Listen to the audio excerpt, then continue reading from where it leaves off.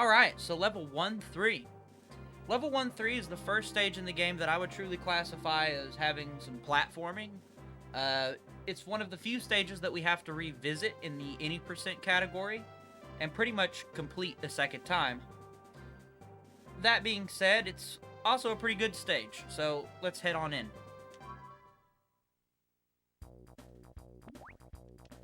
So immediately there are two new mechanics to talk about. One of them we're really only going to use in this level. I call it slope boosting. You'll see it pretty quickly. This is an example here. You can just simply jump up around and cut this corner pretty deeply to save a little bit of traversal time. But anyway, once you get around this corner, you'll notice that there is a slope here that we can interact with in a different way. If you jump into this with the correct angle, you'll almost make it up, as you can see. So our camera angle has become skewed from my normal angle. There we go. So you can jump into it, and essentially I'm holding up left on the joystick, like the up left notch, and Nobi kind of just gets boosted all the way up it. Anyway, as we come around this corner, you can see this thing in the wall here.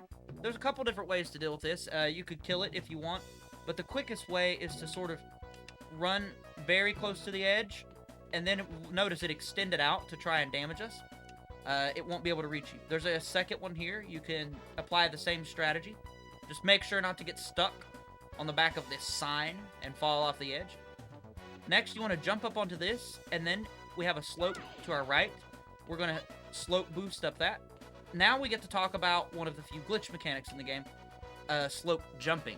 So there's this interesting thing. Notice, we jump onto a slope, and we can't really go far up it. If we just walk onto it, we can walk for a bit, but it makes us slide back down. There is this interesting mechanic, kind of similar to, I guess, slope jumping in Mario 64, where you just repeatedly kick.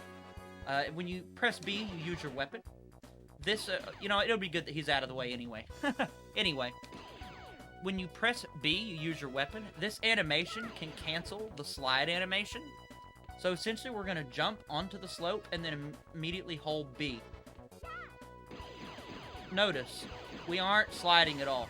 You can hold forward and stagger between B and A and jump all the way up this slope. One thing that can happen, though, if you're not too careful, is if you hit this little apex right here of geometry a bit too on the nose, you'll slide off this other side here and fall back down. So that is worth noting. Anyway, then we get to a sort of mini-boss. There's a couple ways to deal with this guy. The easiest way is to try and find this sweet spot where you can stand and perpetually fire at him and not take any damage whatsoever. It's a little tricky to nail from this side. It's actually a little easier to nail it from the easier path. Speaking of, though, let's talk about some other ways to get up here, because there are several. So, way one is, like I said, just slope jumping up this. Way two is a slope boost that's very difficult to do as Nobi. You can turn the camera here and do that right there. It's much harder to do than what it looks like. You have to time that jump pretty much perfectly. If you don't, something like that could happen, or something like this could happen. It's quite tricky. It's a little easier with some of the other characters that we get later in the game that have a higher speed, but it is what it is. Conversely, you could also take the longest path, or the vanilla path, which is coming all the way over here and then working your way up to this guy. So there's a variety of ways of going about it. Personally, I like the slope jumping method.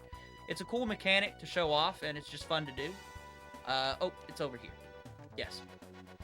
It's fun to do and just show off, and it's slightly slower, believe it or not, than the slope boost method, but the slope boost method with Nobi is very inconsistent. When we revisit the stage later in the run as a faster character, we'll actually do the slope boost strategy instead, because it's much easier to achieve. Anyway, assuming that you did the slope jump method, you're going to come up to this boss from this angle right here. And there's a sweet spot you can stand in, and the boss won't attack you. He normally fires projectiles. Let's see if I can nail it. This looks good.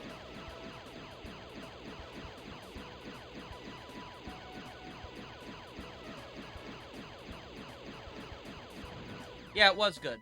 So it's much more precise than it probably looked there. If you're a bit too far in this direction, or forward, or even backward too far, he will attack you. And basically he'll just fire these moon-shaped projectiles at you. Kind of like energy beam type deals. So anyway, you grab the crystal and you immediately go for the store. And that's 1-3.